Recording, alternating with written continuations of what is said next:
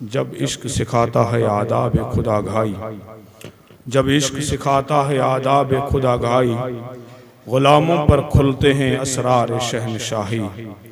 ऐ तायर लाहौती उस रिज़्क़ से मौत अच्छी, ऐ तायर लाहौती उस रिज़्क़ से मौत अच्छी, जिस रिज़्क़ से आती हो परवाज़ में कोताही। हमें करनी है शहनशाह बतहा की रज़ा जोई, वो हो गए अपने तो रहमते परवरदिगार अपनी। बुलंद आवाज़ से दुरूद पाक पढ़ें अल्लाहुम्मा सल्ली अला।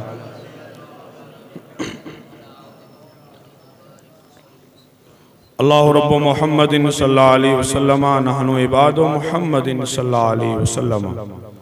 लायक के सद ताज़ीम व तकरीम अज़ीज़ बुजुर्गों नौजवान साथियों, अल्हम्दुलिल्लाह हम और आप बड़े खुश नसीब हैं कि अल्लाह ताला ने तौफीक अता फरमाई कि हम सब उसके पाक घर में जमा हैं जुम्मतुल मुबारक की मुबारक नमाज अदा करने के लिए। अब ज़रात की खिदमत में आज जिस उन्वान पर गुफ्तगू करने में जा रहा हूँ वो है रिज़्क़ हलाल।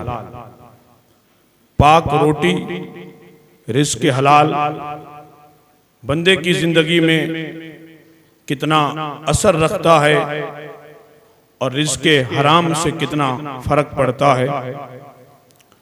चूँकि अब अगला महीना रमज़ान का है जिसमें बेशुमार बंदा अपने दामन में नेकियां जमा करता है। एक बंदा नमाज पढ़ता है, रोज़ा रखता है, दुआ मांगता है, लेकिन अगर हम अपनी निजी ज़िंदगी में देखें तो हमारे सजदों में असर नहीं, हमारी दुआ में असर नहीं। हमारे सजदे खोखले, हमारी दुआएं खोखली, दूर दूर तक असर नजर नहीं आता। कहीं ऐसा तो नहीं है कि जो हम पढ़ रहे हैं उस पे पानी भी फिर रहा है, कहीं ऐसा तो नहीं है कि जो हम कर रहे हैं वो कबूल हो रहा है कि नहीं हो रहा है। इसकी तरफ बिला तफरीक बड़ा छोटा दोस्त दुश्मन, मैं एक जर्नल बात करूं सबके लिए कि इबादत अल्लाह की जब बंदा करता है, चाहे वो नमाज की शक्ल में है, चाहे रोजे की शक्ल में है, तमाम वो चीजें कि जो आदमी अपनी नजात का जरिया समझ के करता है, कहीं ना कहीं उसकी जिंदगी में उसकी रोटी का असर ज्यादा रहता है। जो हम खाते हैं, हमारे पेट में जो जा रहा है उसका असर इस कदर है कि हदीस से नबवी हुजूर इरशाद फरमाते हैं, एक हराम का लुकमा, एक हराम का लुकमा जब बंदा खा लेता है तो 40 दिन तक दुआ कबूल नहीं होती, नमाज कबूल नहीं होती। अब हराम खा रहा है और नमाज भी पढ़ रहा है, हराम खा रहा है और दुआ भी मांग रहा है। और ये बात सिर्फ यहां की नहीं है, हराम का एक लुकमा खाने वाला काबे में भी दुआ करे तो कबूल नहीं होती। एक एक जुमला मैं तौल के इसलिए बोल रहा हूं ताकि किसी को कंफ्यूजन न हो कि मौलाना ने क्या बात की है, और मैं हर बात का खुद जिम्मेदार हूं। हदीस रसूल हजरत साद बिन अबी वकास अल्लाह के नबी की बारगाह में आए का बंदा नवाज, कोई ऐसा वजीफा बताएं कि मेरी दुआ कबूल हो जाए, मैं जो दुआ करूं वो कबूल हो जाए। मेरे नबी ने वजीफा क्या बताया? का साथ जाओ, लुकमाए हलाल खाओ, फिर जो भी दुआ करोगे कबूल होगी। रिज्क पाक करो। इकबाल ने कहा था, तायर लाहौती उस रिज्क से मौत अच्छी, जिस रिज्क से आती हो परवाज में कोताही। पेट ही भरना है अपना, अपने बच्चों का, अपनी फैमिली का। जानवर क्या भूखे? ये हवा में परिंदे क्या भूखे? उनके लिए पाबंदी नहीं है, वो जहां चाहे वहां खा सकते हैं, लेकिन हमारे लिए पाबंदी है। हर प्लेट में मुंह नहीं मार सकते, इसलिए बड़े बड़े कद्दावर जानवर भी आप देखें, हाथी कितना बड़ा जानवर है, लेकिन उसे खाने के लिए सूंड को झुकाना पड़ता है। ऊंट इतना बड़ा है लेकिन उसे पानी पीने के लिए मुंह झुकाना पड़ता है। हमारा हाल देखिए, बड़े बड़े जानवर हैं लेकिन अपनी रोटी के सामने झुकना पड़ता है। हमें अल्लाह ने रोटी के सामने झुकने नहीं दिया। ये बहुत काबिले गौर बात है कि हम जब भी रोटी खाते हैं तो अल्लाह ने हमें हाथ दिया का लुकमा उठाओ और मुंह तक ले आओ, ये तुम्हारी पेशानी रोटी पे भी न झुकनी पड़े, इसलिए कि ये पेशानी सिर्फ मेरे सामने झुके। ये रोटी के लिए खुदा ने रुसवा नहीं किया, वरना हम भी प्लेटें चाटते होते, लेकिन ये रब का करम है कि दो हाथ दिए हैं कि लुकमा तोड़ो और मुंह में रखो। ये पेशानी हमें रिज्क के सामने भी झुकाने की अल्लाह ने इजाजत नहीं दी, इसलिए अल्लाह ने इतना हमारा हया किया, हमारा इतना लिहाज रखा, हमारी पेशानी को बचाया। जब रब बचा रहा है तो हम क्यों दर दर की ठोकरें खाएं, हम क्यों किसी के सामने हाथ फैलाएं। साहबी रसूल से मेरे नबी ने फरमाया, अगर दुआ कबूल करवानी है तो रोटी हलाल करो, रिज्क हलाल करो, हराम न खुद खाओ न बच्चों को खिलाओ। ये बहुत बड़ा वबाल है। मेरे नबी ने फरमाया, कुर्बे कयामत का फितना यह है कि रिज्क हराम होगा, लोग हराम की तरफ अपनी तवज्जो देंगे कि कहीं से भी आना चाहिए, लेकिन आना चाहिए जैसा भी हो, जितना भी हो। याद रखना, वो जानवर हैं जो हर प्लेट में मुंह मार के अपना चारा खा सकते हैं। हम इंसान हैं और इंसान में भी आखिरी नबी के गुलाम हैं। हम भूखे मर सकते हैं लेकिन हम हराम कभी नहीं खाएंगे। हराम खाने की हमें इजाजत नहीं है, और हराम खाने वाला काबे में भी दुआ करे तो कबूल नहीं होती। ज्यादा वजन पड़ रहा है तो थोड़ा हल्का कर दो, इसलिए कि अक्सरियत लोग प्लानिंग बना के आते हैं तकरीर सुनने के लिए। ठीक है, सुनिएगा, मुझे जो आती है वो मैं सुना रहा हूं। हकीकत ये कि कुछ लोग पर्दा रख के बात करते हैं, ढक के बयान करते हैं, हल्का हाथ रहे, हीले और बहाने तलाश करेंगे कि कुछ न कुछ हीला निकले और उस हीले की बुनियाद पे मौलवी का फतवा बदल जाए। ऐसा नहीं हो सकता। मैं उमूमन अपनी तकरीर में बयान करता हूं कि लोगों की यहाँ बनाए हुए कानून ये हैं, रात को बनते हैं तो सुबह को बिगड़ जाते हैं, लेकिन इस्लाम का कानून मस्जिद नबवी के मिंबर पे बना है। 1400 साल हो गए, आज तक वही है और कयामत तक वही रहेगी। अल हलाल बैयिन अल हराम बैयिन, हलाल भी जाहिर है, हराम भी जाहिर है। न कोई मौलवी न बड़े से बड़ा मुफ्ती अपना सब कुछ बदले, लेकिन शरीयत का एक नुक्ता भी नहीं बदल सकता, कोई नहीं बदल सकता। तो सच्चाई ये है कि भूख मरना गवारा करें लेकिन हराम कभी न खाएं। और हदीस पाक का खुलासा ये है कि जिसका गोश्त ही हराम की कमाई से बना होगा वो गोश्त जन्नत में नहीं जाएगा। जिसकी बोटी रोटी, जिसका खून, जिसकी निशोनुमा जो परवान चढ़ा है हराम की छत्र छाया में, आका दो जहां इरशाद फरमाते हैं, ला युबालिल मरो मा अखज़ मिन्हु अम मिन हलालिन औ हरामिन, कि मेरी उम्मत पे ऐसा जमाना भी आएगा, लोग सामने रखी हुई रोटी को ये नहीं देखेंगे कि हलाल खा रहे हैं कि हराम खा रहे हैं। का हराम में लज्जत बड़ी है, चस्का बहुत ज्यादा है, लेकिन याद रखना एक जमाना था कि जब लोग कुएं से पानी निकाल के पीते थे, घर में रोटी नहीं होती थी, किसी को हड़पने नहीं जाते थे, किसी का माल नहीं दबाते थे। हजरत अली, मौला अली मुश्किल कुशा कौन नहीं जानता, दामाद पैगंबर हैं। हजरत अली जैसी शख्सियत बैतुल माल में गए।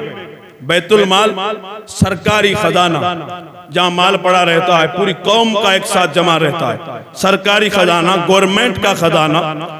एक औरत किसी काम के लिए आई तो हजरत अली अंदर गए और अपने नाक पे कपड़ा रखा और जो उसकी जरूरत थी वो पूरी की।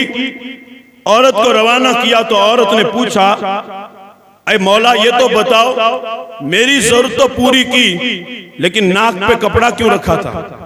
बैतुल माल जहां मुसलमानों का खजाना पड़ा था, कौम का पूरी दौलत थी, तो हजरत अली ने फरमाया इस खजाने में इत्र पड़ा था, मुश्क पड़ा था, अत्र पड़ा था, वो मेरा अकेला का नहीं है, वो पूरी कौम का है। मैंने नाक पे हाथ इसलिए रखा था कि पूरी कौम के खजाने की खुशबू कहीं अली सूंघ न ले।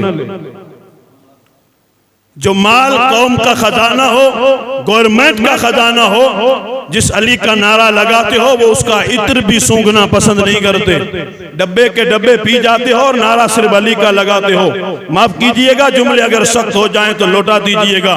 जिंदगी है मेरे दोस्तों वैसे भी गुजर जाएगी। उस दौर के मुसलमान कैसे थे? चीथड़े पहनते थे, खजूर और गुटली पे गुजारा हो जाता था, लेकिन कभी ये नहीं था कि किसी की तरफ हाथ उठा के किसी का खा लें। इमाम हुसैन बचपन का आलम था। एक दिन मस्जिद नबवी में आए, सदके की खजूरें पड़ी थी, तो आपका बचपन था, आपने एक खजूर उठाई और मुंह में डाली, तो मेरे नबी दौड़ कर आए और उंगली डाली हजरत हुसैन के मुंह में का बाहर निकाल।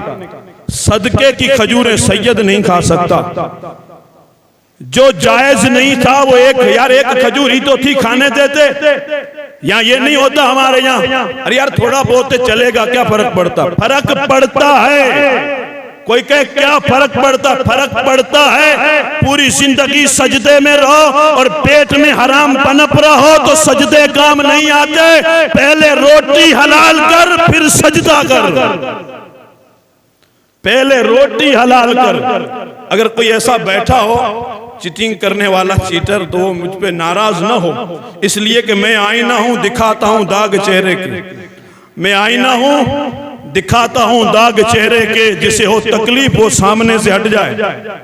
हकीकत नहीं पसंद करोगे तुम तो खा के मर जाओगे, नस्लों को बर्बाद कर रहे हो। हराम का एक लुकमा 3 नस्लें बर्बाद कर देता है। पेटी भरना है तो अल्लाह ताला ने हमें पाबंद किया है, और मुसलमानों जो नसीब में लिखा है वो मिलेगा, चाहे हलाल तरीके से हासिल करो चाहे हराम तरीके से हासिल करो। जो भी तरीका तुम करोगे, जो यहाँ लिखा हुआ है मुकद्दर में, वो तो आपको मिलकर ही रहेगा, मिलकर ही रहेगा। मैं इसलिए जोर दे रहा हूं कि नमाज में बड़ी जोर से पढ़ाता हूं, मैं शोर से पढ़ाता हूं, मुसल्ले पे खड़ा रहता हूं। अगर मेरा रिज़्क़ ही पाक नहीं है तो मेरी नमाज होगी? मेरी रोटी ही पाक नहीं है, मैं यतीम का माल खा लेता हूं, मैं बेवा का माल खा लेता हूं, मैं किसी का खून निचोड़ लेता हूं, ये मेरी जिंदगी का रवैया है। आप ये न समझें कि मौलाना डांट रहा है, मैं तो आईना दिखा रहा हूं कि इस आईने में आ जाइए। वो दूसरे लोग हैं जो हर प्लेट में मुंह मारते हैं। हम यार कलमा पढ़ने वाले हैं, हमें अपने नबी की हया करनी चाहिए। कुरान कहता है खाओ जो तुम्हारे लिए जमीन में हलाल किया गया है, हराम की तरफ हाथ भी मत बढ़ाओ। वला तकरबू माल यतीम, कुरान कहता है यतीम के माल के करीब भी मत जाओ। एक बाबा हैं जो कुरान लिखते हैं, उन्होंने अपनी जिंदगी का एक वाकया सुनाया कि 60 साल की जिंदगी में मैंने 60 कुरान लिखे, और जब मैं कुरान लिखता था अपने हाथ से तो कुरान की वो आयत कि जब सियाही ज्यादा हो जाती थी तो मक्खी आती थी, सियाही चूस लेती थी और उड़ जाती थी। उस लकड़ी के कलम से लिखते थे, स्याही में कलम डुबो के, तो का वो आती थी, पीती थी, चली जाती थी। लेकिन मैंने 60 कुरान लिखे, 60 कुरान में जहां वो आयत है कि जिस आयत में अल्लाह ने फरमाया है ला तकरबू मालल यतीम, कि यतीम के माल के करीब मत जाओ। हर आयत लिखता था तो मक्खी चूसने आ जाती थी, लेकिन जहां यतीम का नाम आता था वहां मक्खी भी स्याही चूसने नहीं आती थी। आप शायद नहीं समझे, मक्खी को भी पता है कि यतीम के माल वाली आयत लिखी जा रही है। हम क्या मक्खी से भी गई गुजरे? मक्खी को भी इतना हया था कि वो सियाही नहीं पीती थी। इसलिए चर्बी बढ़ाना मकसद हो तो चर्बी बढ़ाओ, कोई बात नहीं है। और जब हराम की चर्बी आंखों पे और दिल पे चढ़ जाती है तो फिर तकरीरें समझ में नहीं आती, फिर एक लत लग जाती है, लुट लग जाती है कि करो, ये तो ऐसे होता रहेगा, खाओ पियो घर बनाओ। याद रखना, एक हदीस पाक मेरे आका इरशाद फरमाते हैं, ला युमिनु अहदुकुम हत्ता यकूना हवाउन तबअल्लमा जितु बिही। तुम उस वक्त तक मुसलमान ही नहीं हो जब तक तुम्हारी तबीयत मेरी शरीयत के ताबे न हो जाए। यानी पहले शरीयत हो, बाद में तुम्हारी तबीयत हो। कोई ये कहे कि हम तो तबीयत पे नहीं चलते, हम तो शरीयत वाले हैं, हम शरीयत पे चलते हैं। एक हल्की सी मिसाल दे के बात को आगे बढ़ाऊं ताकि हमें भी समझ में आ जाए। अगर किसी इंसान को हराम जानवर का गोश्त लाकर दिया हो और उसे देसी घी में तल के दिया हो, और मिसाल के तौर पे कहो कि ये कुत्ते का गोश्त है और ये मैं तुम्हारे लिए लाया हूं, खाओ। अगर कलमा पढ़ने वाला होगा तो क्या कहेगा? तुझे मालूम नहीं मैं मुसलमान हूं, मैं हराम नहीं खाता। यही जवाब होगा सबका। कुत्ता एक हराम जानवर है और हराम मुसलमान नहीं खाता।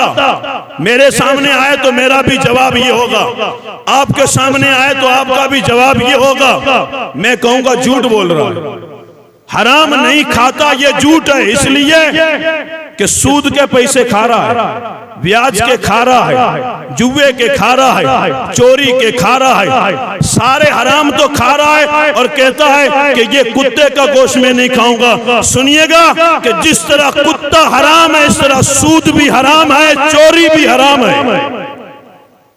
आप नहीं बोलेंगे इसलिए कि बोलने के लिए दिल चाहिए, इसलिए कि जब ये सब कुछ हो रहा हो हकीकत है। वरना मेरे दोस्तों, अभी मैं कहूं कि हाथ उठाओ जन्नत में जाना हो तो अभी सुभान अल्लाह से मस्जिद गूंज जाए। लेकिन आप कहेंगे मौलाना आप तो हमारी उतार रहे हो। लेकिन हकीकत ये कि जुमे की तकरीर का मतलब ये है कि यहाँ जो आए वो सिर्फ नमाज पढ़ के न जाए बल्कि कुछ सीख के जाए। कि इतना लंबा सफर काट के स्टेशन पे जुमा पढ़ने आया था, वहाँ चस्के दिए थे या कोई दर्द दिल का पैगाम भी दिया था? पैगाम सिर्फ इतना है कि चस्के सुनते सुनते कान पक गए हैं और सस्ती जन्नत खरीदते खरीदते उम्रें पूरी हो चुकी हैं। अब हकीकत पसंद करो और वो रास्ता इख्तियार करो जो रास्ता मार्केट का नहीं, मोहम्मद अरबी का है।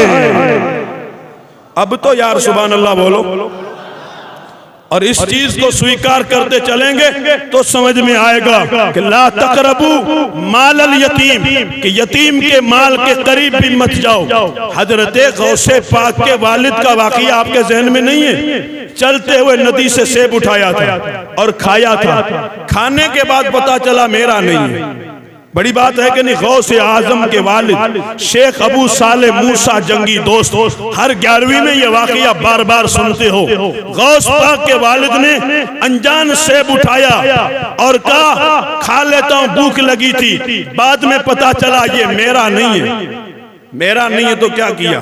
कहा चलो कोई बात नहीं है, चलता हुआ खा लिया, क्या फर्क पड़ता है? वो भी कह सकते हैं जैसे हम नहीं डायलॉग मार देते हैं, क्या फर्क पड़ता है? कहा नहीं, जहां से पानी आ रहा था पीछा किया कि कहां से आ रहा है। वापस गए, वहां बाग मिला, वहां माली मिला, बाग का मालिक मिला। कहा आपके यानी बाग से सेब टूटा था, मैंने खा लिया है, मैं माफी मांगने आया, मुझे जल्दी माफ करो इससे पहले कि वो सेब मेरे बदन में कहीं खून न बन जाए।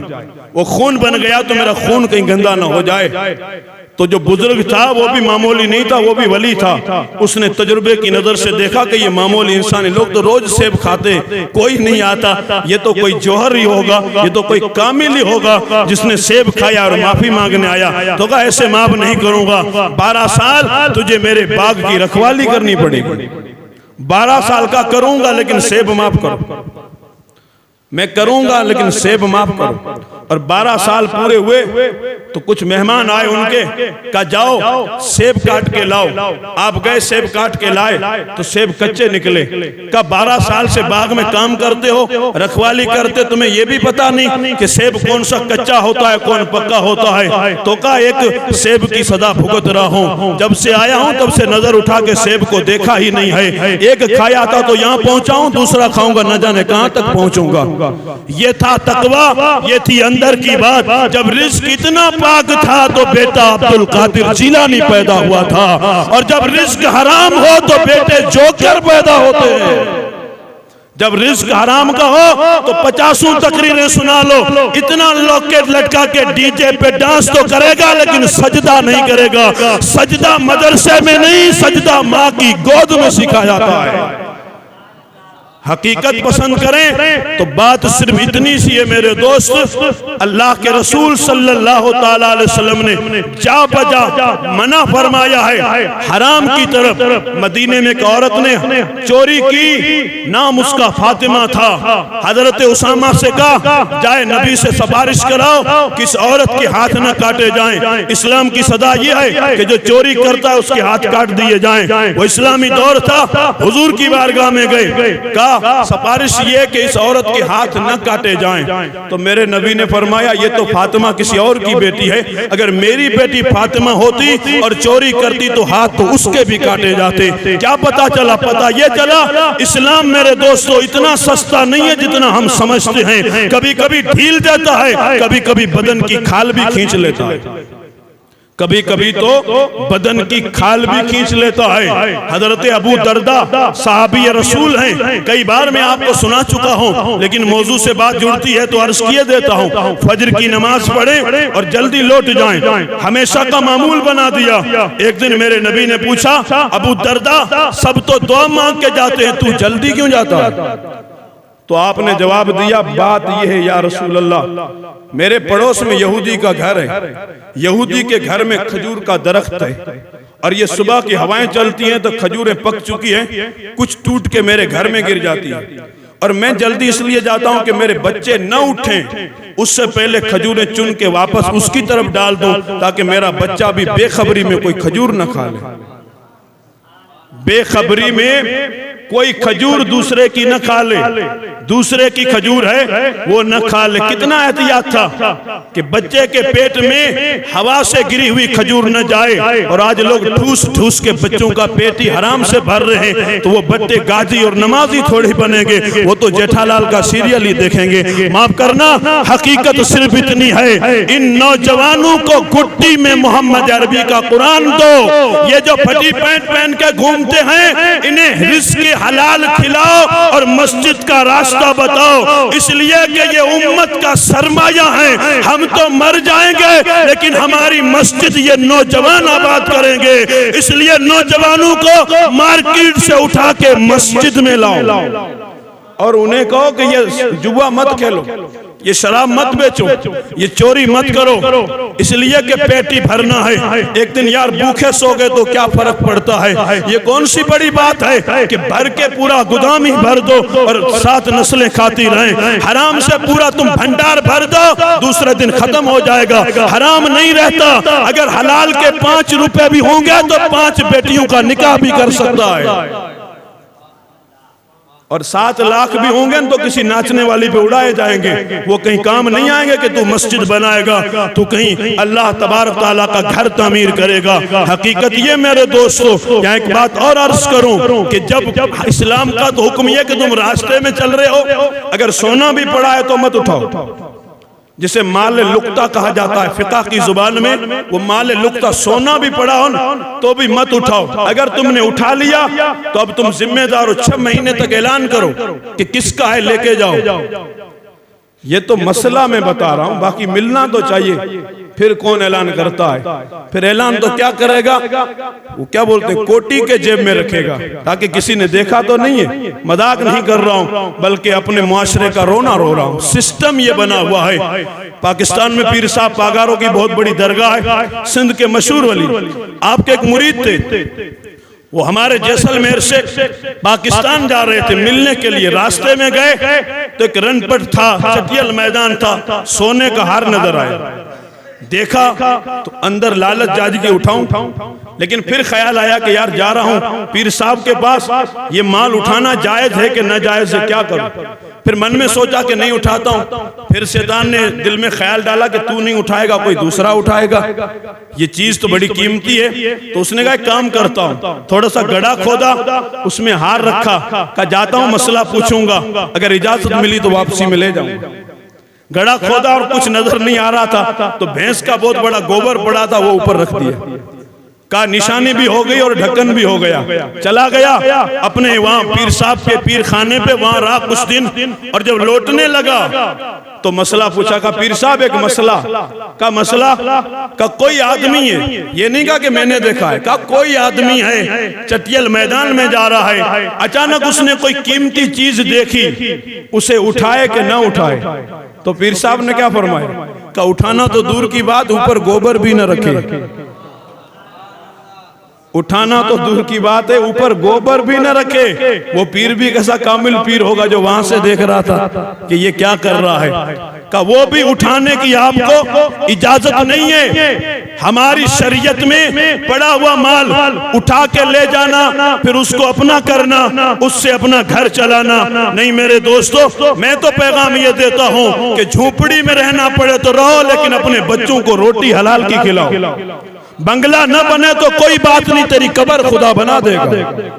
आलीशान मकान न बने तो कोई बात नहीं, तेरे पास फॉर्च्यूनर गाड़ी आए तो कोई बात नहीं, तू साइकिल पे ही गुजारना, लेकिन बच्चों को पाबंद करके जाना। मेरे बच्चे, खाना तो हमेशा हलाल खाना, हराम कभी मत खाना। थूक देना, ठोकर मार देना, लाखों अरबे रुपए भी हो तो भी सामने नहीं आने चाहिए। ये हकीकत है हमारी जिंदगी की, ये भटकता हुआ नासूर है। मैंने शुरू में कहा मैं जनरल बात कर रहा हूँ, इसलिए हर आदमी स्वीकार कर सकता है। अगर इस गलती में मुलविस हैं तो इस गलती से निकलें और खुदा की बारगाह में सच्ची तौबा करें। ताजदार मदीना इरशाद फरमाते हैं, हजरत इब्ने उमर रिवायत करते हैं कि अगर एक आदमी ने 10 दिरहम में लिबास तैयार करवाया, 10 में से 9 हलाल के थे और 1 हराम का था, अगर वो पहन के नमाज पढ़ेगा तो नमाज भी नहीं होगी, दुआ करे तो दुआ भी कबूल नहीं होगी।